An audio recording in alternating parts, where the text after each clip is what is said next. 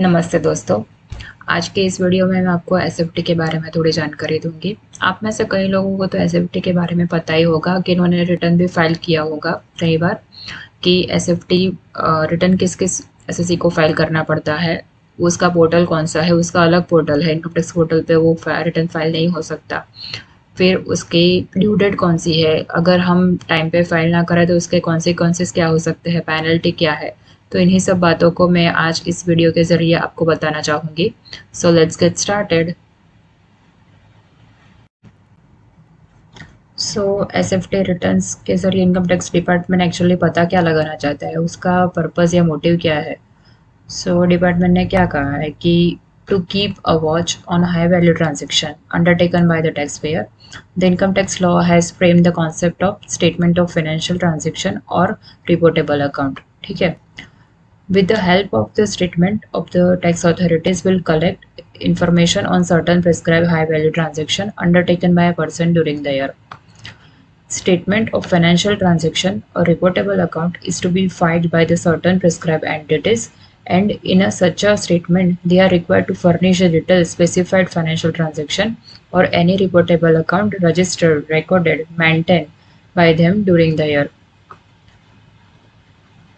Thus, on the basis of information provided by certain prescribed entities in statement of the financial transaction or reportable account, the income tax department keeps a track of the specified financial transaction and carried out by the person during the year. ठीक है। So basically income tax department को track रखना है कि आपने कौन कौन से during the year high value transaction किए हैं, ताकि वो बाद में आपके पीछे पड़ सके। That is jokes apart. So now let's get into the basic provision of the Act, which is 285BA. As per Section 285BA of the Income Tax Act 1961, specified entity filers are required to furnish a statement of a financial transaction or reportable account, herein referred to as statement, in respect of the specified financial transaction or any reportable account registered, recorded, maintained by them during the financial year to income tax authority or such prescribed authority.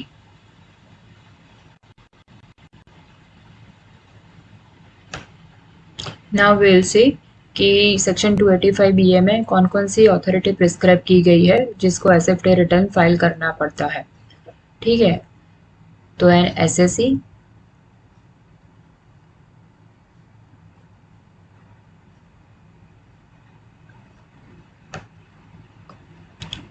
the prescribed person in case of an office of the government, a local authority or other public body association, the registered or sub-registered appointed under Section 6 of the Registration Act 1908, the registering authority empowered to register motor vehicles under Chapter 4 of the Motor Vehicles Act 1988, the Postmaster General as referred in Clause J of the Section 2 of the Indian Post Office Act, the collector referred in Clause G of the Section 3 of the Right to Fair Compensation and Transparency in Land Acquisition, Rehabilitation and Resettlement Act of the 2013, the recognized stock exchange referred in Clause F of the Section 2 of the Security Contracts Act 1956. A person other than those referred in Clause A to K as may be prescribed. ठीक है। अभी income tax department ने ये तो mention कर लिया कि इन सारे लोगों को एसएफटी रिटर्न फाइल करना होगा, लेकिन आपको पता ही है कि ये सब इंस्टीट्यूशन में ड्यूरिंग द ईयर कितने ट्रांजैक्शन होते होंगे, हज़ारों, लाखों। क्या सबको रिपोर्ट करना पड़ता है उनको? नहीं। इनकम टैक्स डिपार्टमेंट में उसकी लिमिट प्रिस्क्राइब की है कि इस थ्रेशोल्ड से ज़्यादा जो ट्रांजैक्शन है उसको ही सिर्फ रिपोर्ट करना है। सब ट्रांजैक्शन को रिपोर्ट करने की ज़रूरत नहीं है। तो नाउ लेट्स सी कि वो threshold limit for the different institution क्या है।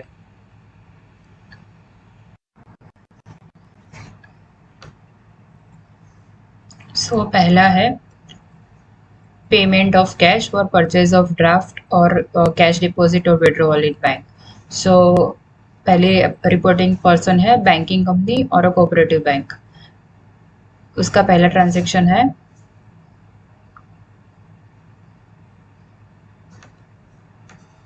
Payment made in cash for purchase of bank drafts or pay orders or banker's checks of an amount aggregating to rupees 10 lakh or more in a financial year. Second है payments made in cash aggregating to rupees 10 lakh or more during the financial year for purchase of prepaid instruments issued by the RBI. Third है cash deposits or cash withdrawals including through bearer's check aggregating to 50 lakh or more in a financial year in or from one or more current accounts of a person. ठीक है. Then दूसरा है cash deposits aggregated to rupees 10 lakh और more in a financial year in one और more accounts other than a current or time deposits. यानी अगर आपने other than current और एफडी के अकाउंट है यानी सेविंग अकाउंट ही बचा है उसमें आपने 10 लाख और मोर का फाइनेंशियल ईयर में कैश डिपॉजिट करवाया है तो वो आपकी बैंक उसको एसएफटी में रिपोर्ट करेगी. या फिर पोस्ट ऑफिस में है सेविंग अकाउंट तो वो पोस्ट ऑफिस वाले वो भी एसएफटी में रिपोर्ट करेंगे. उसके बाद है एफडीज वन और more time deposits other than time deposits made through renewal of another time deposits of a person aggregate to 10 lakh और more in a financial year.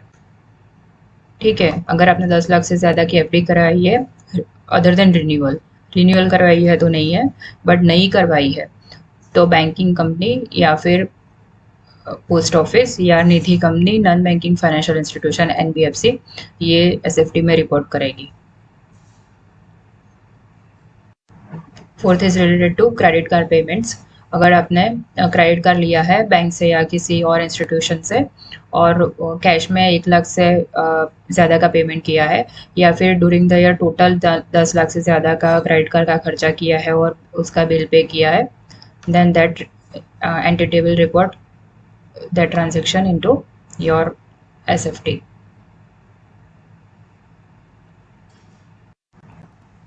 Fifth है issuance of bond renewal from any person of an amount aggregating to rupees 10 lakh or more in a financial year for acquiring bonds or debentures issued by the company or institution other than the amount received on account of renewal of the bond or debentures issued by the company. यानी अगर company और कोई भी institution ने 10 लाख से ज़्यादा bond issue किए हैं किसी पर्सन को other than renewal that will be reportable transaction. Sixth है share issuance receipts from any person an amount aggregating to rupees 10 lakh और more in a financial year for acquiring shares including share application money issued by the company. यहाँ company issuing shares है यानी कोई भी company whether it is public limited or private जो भी company ने during the year 10 lakh से ज़्यादा शेयर इशू किए हैं किसी को तो वो सब ट्रांजैक्शन एसएफटी में आएंगे. फिर है buyback of shares from any person other than shares bought in open market for an amount or value aggregating to rupees 10 lakh और more in a financial year. यहाँ है safe listed company a company listed on a recognised stock exchange purchasing its own securities under section 68 of the companies act. So ऊपर है any company whether listed whether public or private. यहाँ only listed companies है that we have to make the difference. फिर है mutual fund. अगर आपने 10 लाख से ज़्यादा म्यूचुअल फंड लिए हैं during the year that will be reportable transaction for that mutual fund trustee. Receipts of from any person of an amount aggregating to 10 lakh or more in a financial year for acquiring units of one or more scheme of a mutual fund other than the amount received on account of transfer from one scheme to another scheme of that mutual fund, a trustee of a mutual fund or such other person managing the affairs of the mutual fund. फिर है foreign exchange. Receipts from any person for sale of a foreign currency including any credit of such currency to foreign exchange card or expenses in such currency through a debit or credit card or through issue of traveler's check or draft or any other instrument of an amount aggregating to 10 lakh or more during the financial year authorized person under the FEMA. ठीक है. अगर आपने 10 लाख से ज़्यादा की foreign currency purchase की है कोई भी रीज़न से तो वो भी रिपोर्ट होगी. उसके बाद बारी है प्रॉपर्टी की. Purchase and sale of property. Purchase or sale of by any person of an immovable property for an amount of 10 lakh or more or valued by stamp valuation authority referred to in section 50C of the Act of 30 lakh or more. Inspector General or Registered of the Sub-Registered appointed under Registration Act 1908.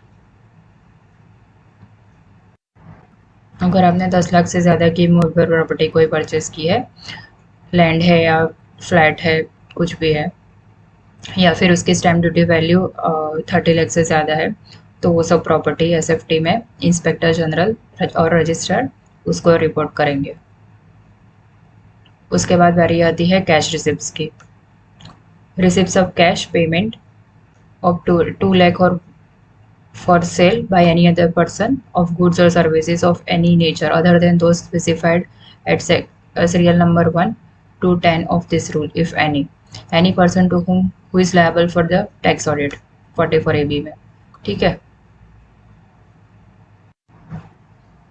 जो person tax audit के लिए liable है वो during the year 2 lakh से ज़्यादा की cash receipt नहीं ले सकता। वैसे भी ये 269 एस के तहत अलाउ नहीं है, सो उसके इक्विवेलेंट ही पेनल्टी है। सो अगर आपने लिया है तो वो रिपोर्ट होगा। यहाँ एक ट्रिविया ऐसा है कि मैंने खुद ही पैसे लिए हैं तो मैं क्यों अपना ट्रांजैक्शन रिपोर्ट करूँगी। ठीक है, सो आई थिंक ये क्लोज इतनी रिलेवेंट नहीं है एसएफटी के ज़रिए से, बिकॉज कोई भी बंदा जिसने 2 लाख से ज़्यादा लिया है वो खुद अपने आप को रिपोर्ट करके क्यों सरकार को बताएगा कि हाँ मैंने लिया है। So I think I don't know this is whether it is viable provision or not. फिर उसके बाद है 12 और 13 that is not relevant because it is related to cash deposited during the demonetisation, so उसकी अभी रिलेवेंस कुछ है नहीं। और उसके बाद फिर सीबीडीटी ने 3 और नए एसएफटी ट्रांजैक्शन को इंक्लूड किया है। Capital gains on transfer of the listed securities और म्यूचुअल फंड, ये लास्ट ईयर से ये तीनों इंट्रोड्यूस हुए हैं। This was introduce by the CBDT by the income tax 4th amendment rules 2021। ठीक है, डिविडेंड इनकम हो गई या फिर इंटरेस्ट इनकम हो गई। डिविडेंड इनकम कोई भी कंपनी हो, whether listed whether public whether private, सबको रिपोर्ट करना है। डिविडेंड ड्यूरिंग द ईयर अगर पे किया है तो it is on paid not on declared. So actual में ड्यूरिंग द ईयर पे किया है आपने तो डिविडेंड आपको वो उसमें एसएफटी में वो कंपनी को डिस्क्लोज करना होगा। कैपिटल गेन्स किया है तो रिकग्नाइज स्टॉक एक्सचेंज को या ये सब जो एंटिटी है उनको रिपोर्ट करना होगा। और इंटरेस्ट इनकम है, बैंक ने या पोस्ट ऑफिस ने एनएनबीएफसी ने अपने डिपॉजिट्स पर जो इंटरेस्ट पे किया है they have to report the transaction.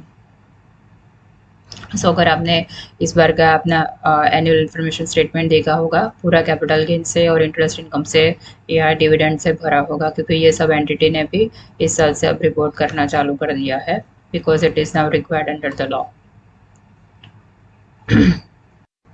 Now will say कि उसका फॉर्म कौन सा है, तो उसका फॉर्म 61A है, आपको मोस्टली पता ही होगा। फॉर्म 61A में इनसाइड जो पोर्टल आता है उसमें उसको फिल करना होता है और उसकी ड्यू डेट है 30।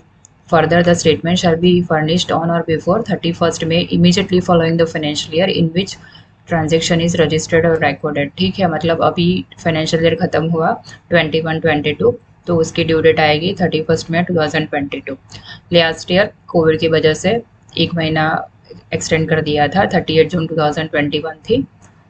इस बार अभी तक कोई एक्सटेंशन का नोटिफिकेशन आया नहीं है और इस बार आई डोंट थिंक सो कोई एक्सटेंड होगा बिकॉज ज़रूरत नहीं है। So you need to file your SFT return by 31 May 2022। फिर इसके पेनल कॉन्सिक्वेंसेस क्या है, अगर आप नॉन फर्निशिंग मतलब आप फर्निश नहीं करते हो बाय द ड्यू डेट तो penalty can be levied of ₹500 per day default हो सकता है। और ये होता है, मैंने प्रैक्टिकली देखा है कि ये लोग पेनल्टी लेवी करते हैं।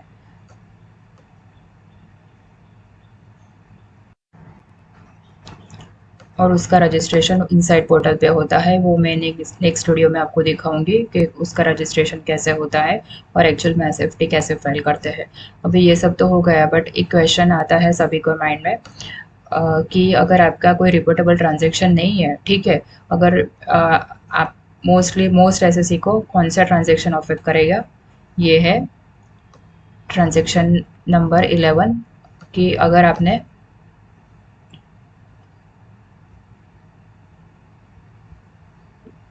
कैश रिसिप्ट्स 2 लाख से नहीं है, आपका कोई रिपोर्टेबल नहीं है, क्या आपको नील एसएफटी फाइल करने की ज़रूरत नहीं है कि नहीं है। इन माई हम्बल अंडरस्टैंडिंग अगर आप प्रिलिमिनरी रिस्पॉन्स सबमिट कर देते हो that is sufficient enough nil SFT return file करने की मेरी अंडरस्टैंडिंग में ज़रूरत नहीं है। फिर भी अगर सेफर साइड आप करना चाहे तो नील एसएफटी रिटर्न भी फाइल कर सकते हो, उसमें कोई इशू नहीं है। But if you have filed preliminary response कि you don't have any reportable transaction, then I think it is sufficient enough. तो अगले वीडियो में मैं आपको प्रैक्टिकली दिखाऊंगी कि उसका रजिस्ट्रेशन कैसे होता है इनसाइड पोर्टल पे, और एसएफटी रिटर्न को कैसे फाइल करते हैं। ठीक है, थैंक यू।